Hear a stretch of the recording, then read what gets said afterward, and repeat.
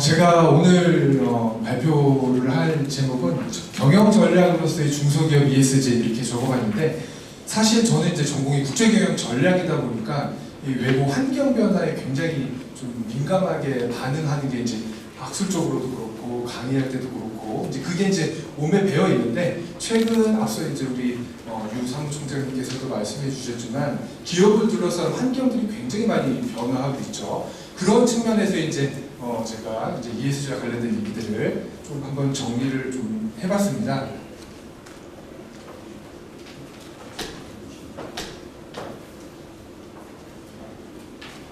목차는 경영 환경 변화와 관련된 얘기들을 조금 해보려고 하고요. 그리고 두 번째는 그렇다면 그런 환경 변화에 우리 한국의 중소기업들이 어떻게 좀 잘 대응하고 있는지를 조금 살펴보는 얘기, 그리고 결론적으로 중소기업들이 어떻게 해야겠다, 어떻게 하는 것이 좋겠다, 뭐 이런 얘기로 강연을 좀 마치려고 합니다. 먼저 발표에 들어가기에 앞서서 아까 이제 유 사무총장님께서도 이제 남자가 철이 들면 여자가 됐다, 뭐 이런 얘기 하셨잖아요. 시간이 조금 남는다고 하길래 제가 조금 좀 드리고 싶은 말씀 중에 하나가, 동물 중에 굉장히 빠른 동물 하면 보통 치타를 얘기를 하시죠. 이 치타가 속도가 굉장히 빠르다고 해요. 근데 아무리 치타가 빨라봤자, 그죠? 비행기만큼 빠르진 않아요. 비행기 굉장히 빠르잖아요, 그죠? 근데 이 비행기보다 더 빠른 존재가 이제 빛이라고 하는, 빛의 속도는 우리가 상상을 하기 어려울 만큼 빠르죠, 그죠? 근데 최근에 이 빛의 속도보다 더 빠른 속도를 보이는 것이 있다라고 제가 얘기를 들어서 같이 좀 나눠보려고 해요. 그게 뭐냐?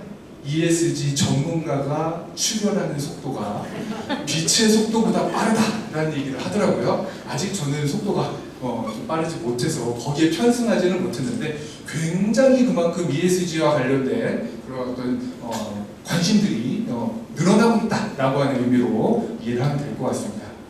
자, 이 그림은 제가 이제 수업할 때도 얘기를 하지만, 제가 연구를 할 때 가장 기본적으로 갖고 있는 프레임이라고 보면 되는데, 이제 조직 이론에서 굉장히 많이 얘기하는 어떤 그림이라고 보시면 되죠. 이 점선이 이제 어떤 기업 조직이 될 수도 있고 유기체로서 사람이 될 수도 있어요, 그렇죠? 이 어떤 유기체가 됐든 기업 조직이 됐든 어떤 외부로부터 어떤 투입물을 받아서 안에서 그 변환 과정을 통해서 산출물을 내는데, 중요한 건 개방 체계이기 때문에 외부 환경에 대응하고 적응하는 게 굉장히 중요하죠. 이런 측면에서 봤을 때 중소기업들의 어떤 경영 환경의 가장 큰 어떤 환경 변화 중에 여러 환경 변화가 있겠지만 그 중에 하나가 ESG다라고 하는 얘기를 제가 좀 해보려고 해요. 그래서 이 환경이 변하면 결국 그 환경에 제대로 대응하고 적응할 수 있는 기업은 살아남을 수 있겠지만, 그런 환경 변화에 제대로 대응하지 못하는 기업은 생존 자체가 어려울 수도 있고, 심하면 사멸로 이어질 수도 있겠죠, 그렇죠? 그래서 이 환경과 적합한 어떤 전략을 채택하는 건 굉장히 중요한 문제가 되고, 오늘의 어떤 발표와는 관계가 조금 멀지만 이 전략에 적합한 조직 구조를 갖는 거 굉장히 중요한데, 오늘은 좀 앞단의 얘기를 조금 하려고 해요. 굉장히 많은 환경 변화들이 있죠. 지금 챗 GPT가 등장해서 AI, 이게 이제 인류의 어떤 큰 변화를 초래할 거다, 이런 얘기도 있고, 여러 변화들 중에 오늘 주제인 ESG도 중소기업의 입장에서는 굉장히 중요한 변화 중에 하나이지만, 아직까지도 이 변화의 심각성을 느끼지 못하는 그런 기업들이 다수 있음을 제가 확인했거든요. 그런 얘기들을 좀 드려보려고 하고요. 그렇다고 이 환경 변화를 너무 크게 보면 할 얘기가 너무 이제 좀 광범해지니까, 그 중에서도 아까 이제 유 사무총장님께서도 EU가 굉장히 선도적으로 기후 변화나 환경과 관련된 정책들을 폈다, 이런 얘기 하셨던 것처럼, 저는 그런 환경 변화 중에서도 EU가 가장 대표적으로 좀 요즘 얘기하고 있는 공급망 실사 지침안, 그리고 P55라고 하는 이 두 가지 측면에 좀 초점을 맞춰서 환경이 이렇게 변화하고 있음을 말씀을 드리려고 하고요. 이런 환경 변화에 그럼 중소기업들이 얼마나 잘 대응하고 있느냐를 제가 또 우연히 또 체크할 수 있는 기회들이 있어서 그 결과들을 또 공유하고, 이 두 가지를 놓고 그럼 우리 중소기업들이 어떻게 해야 되느냐, 어떤 이런 전략적인 측면에서의 어떤 제언으로 좀 오늘 발표를 마무리하려고 합니다. EU 공급망 실사 지침은 작년 초 22년 2월에 EU 집행위원회에서 이제 공개를 하면서 신문지상에서도 굉장히 많이 보도가 되고 우리 중소기업들이 여기에 제대로 대응하지 못하면 생존 자체가 어렵다라고 하는 어떤 위기의식을 가지고 정부에서도 여러 어떤 세미나나 학계의 어떤 교수님들과 또 산업계의 전문가들과 모여서 머리를 맞대고 굉장히 좀 핫한 이슈였었거든요. 작년 초에만 하더라도. 그런데 또 어느 정도 8월 이후 봤더니 그런 기사들도 많이 보이지 않고 지금 잘 되고 있어서 이런 기사들이 보도가 되지 않는 건지 아니면 관심이 좀 식은 건지는 잘 모르겠지만 굉장히 이 공급망 실사 지침이라고 하는 것들이 중소기업의 향후 4, 5년 후에 어떤 실적이라든지 생존에 직접적인 영향을 미칠 수 있는 사안인데 아직 여기에 대한 충분한 대비가 잘 되어 있지 않아서 저는 이 공급망 실사 지침 안에 주요한 내용이 무엇인지를 좀 살펴볼 수 있는 기회를 갖게 됐습니다. 그 결과를 조금 살펴보려고 하고요. 이 공급망 실사 지침 원문을 키워드 네트워크를 통해서 분석을 하고 의미 있는 키워드를 뽑아서 이 키워드들의 중심성에 따라 그 결과를 시각화한 결과들을 좀 말씀드리려고 하는데 이 왼쪽 표와 오른쪽 표 두 개의 표가 있는데요. 왼쪽 표는 공급망 실사 지침 안에 제시된 단어들 중에서 빈도수가 가장 많게 나와 있는, 물론 조사나 숫자 이런 거 다 빼고 의미 있는 키워드들 중에서 빈도가 높게 나타난 표를 제가 제시한 건데요. 한번 보면 제가 빨간색 위주로 제가 뒷부분에 얘기했기 때문에 빨간색 위주로 제가 좀 설명드려 볼게요. 부정적 영향, 기업 실사, 인권, 감독, 예방, 잠재적, 실질적. 쉽게 얘기하면 공급망 실사 지침은 잠재적으로나 실질적으로 발생될 수 있는 부정적 영향을 미리 모니터링하고 감독하고 그게 발생되지 않도록 노력해야 되고 만약에 발생됐다면 그렇게 발생된 위험을 어떻게 해결했는지를 공개적으로 공시해야 되는 그런 의무까지 부과하는 그런 어떤 규제라고 보시면 되는데 이게 이유를 중심으로 법제화 과정을 거쳐가고 있거든요.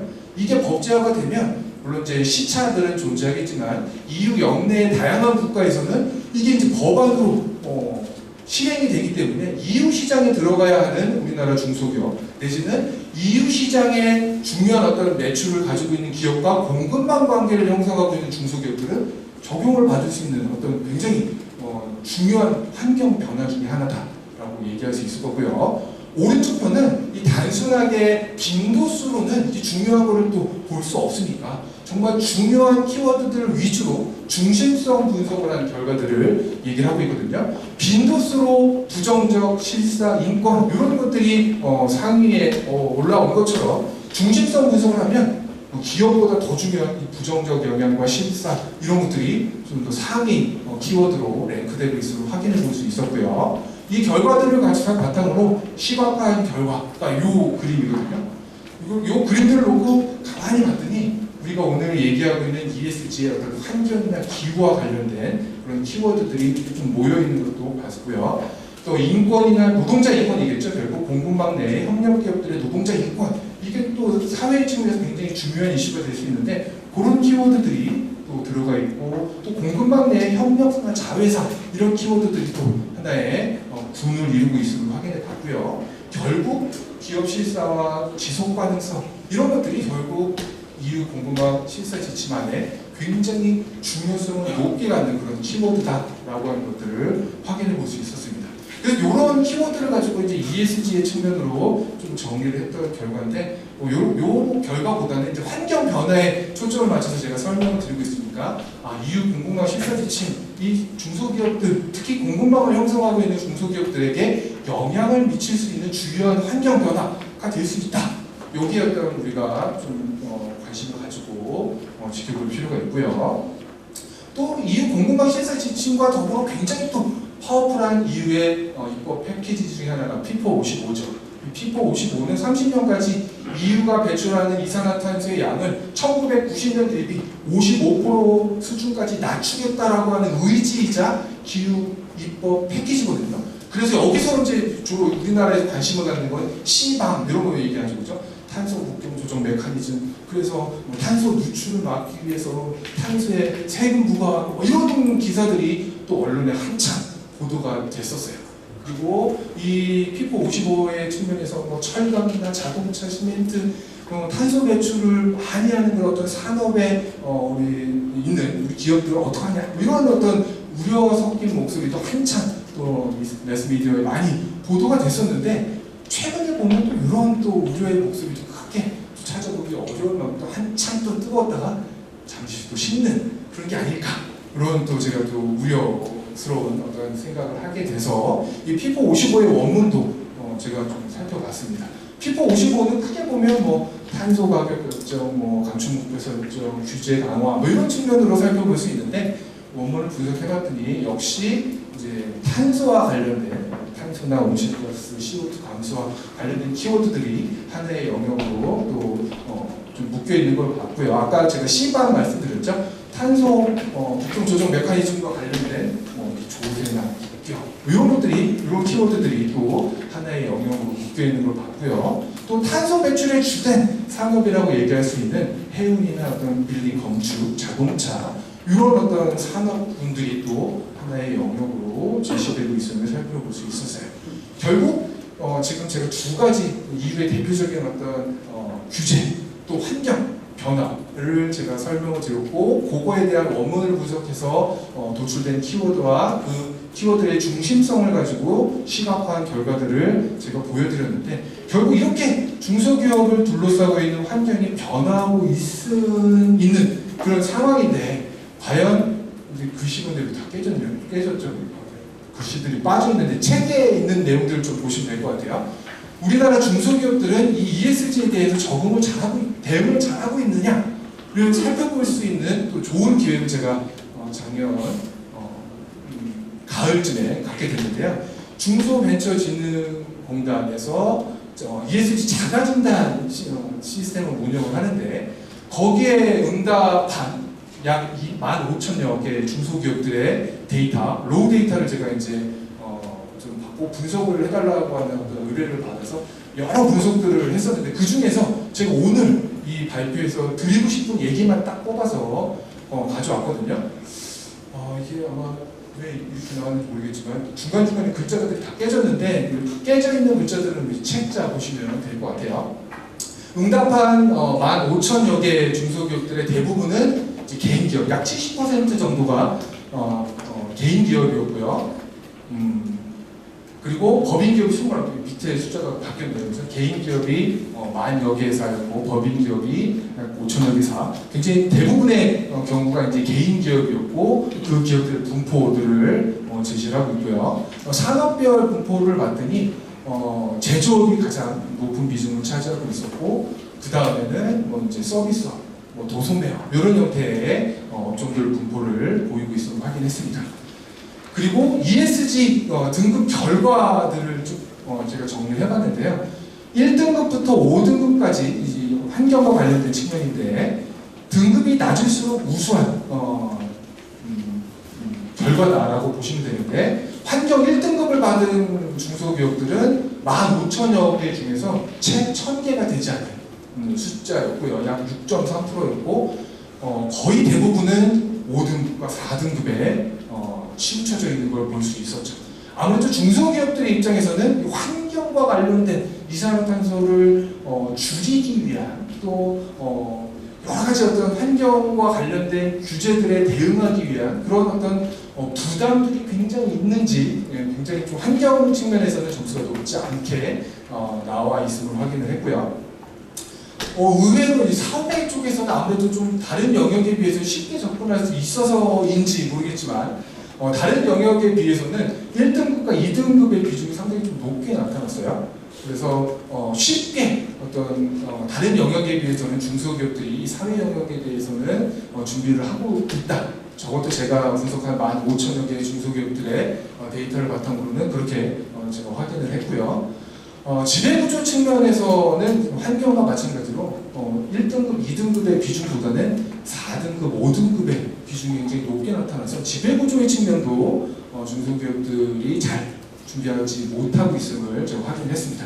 이게 이제 2022년 10월 달에 제가 분석했던 결과이기 때문에 한 6개월 좀 더 지났죠. 7, 8개월 정도 지난 이 시점 크게 다르지 않을 거라고 봐요. 16,000여 개, 15,000여 개 중소기업들로 분석을 해서 전체 어떤 분석 결과로 보기는 어렵겠지만 상당수의 중소기업들이 환경과 지배구조 측면에서 상당히 좀 준비를 못하고 미흡한 측면이 있다. 근데 더 재밌는 결과를 발견해서 제가 요 슬라이드를 보여드리려고 사실 제가 지금 말씀드린 건데요. 보이기는 조금 있다 하고. 자, 그래서 평균적으로 등급을 한번 봤더니 환경 같은 경우는 약 3.78의 어떤 점수를 확인을 했고, 지배구조도 3.48. 즉 상위 평균이라고 봤을 때는 평균 이하의 성과를 보였다라고 볼 수 있고, 반면 사회 측면은 상당히 좀 높은 그런 결과들을 보였다라고 얘기할 수 있겠습니다. 자, 요 표는 세 가지 영역, 즉 환경과 사회와 지배구조의 평균을 구해놓고 그 평균보다 다 세 가지 등급이 높은 전 영역 우수 중소기업들의 현황들을 나타내는 표인데요. 요 오른쪽 표를 보면 아무래도 이제 경기 지역의 중소기업의 수가 많아서인지 굉장히 885개라고 하는 높은 중소기업들이 E와 S와 G 전 영역에서 평균 이상의 등급을 보이고 있음을 확인했고요. 제주나 세종 같은 경우는 아무래도 모수 자체가 많지 않아서인지 전 영역 ESG 우수 등급을 받은 중소기업의 수는 많지 않은 걸 확인했습니다. 자, 반면 E와 S와 G 다 평균을 구했기 때문에 평균보다 높은 등급, 즉 미흡한 중소기업의 수 역시 모수가 많은 경기 지역에 굉장히 많은 중소기업들이 E와 S와 G 다 미흡한 수준임을 확인을 했고요. 서울도 모수가 많아서인지 508개 중소기업들이 E와 S와 G 모든 영역에서 평균보다 미흡한 그런 결과들을 갖고 있음을 확인을 했습니다. 그래서 평균보다 높고 낮음을 또 제가 한번 봤는데요.